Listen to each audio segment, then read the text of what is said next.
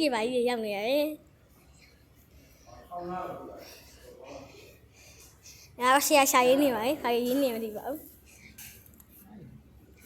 ဒီတော့အခုတရားစခန်းရောက်နေတာပါ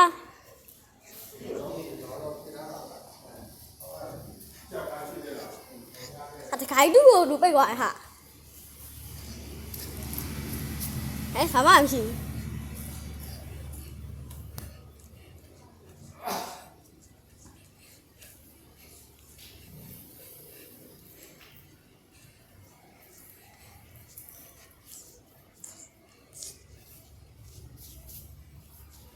ရှာရင်းနေပါလေဒီမှာရက်စကန်ရောက်နေပါလေ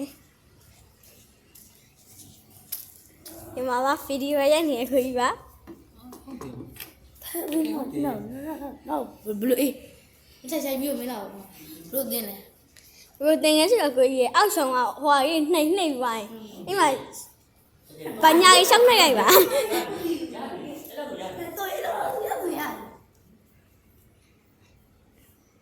ကဲဒါဆိုဝေးကျွန်တော်တို့ဖြတ်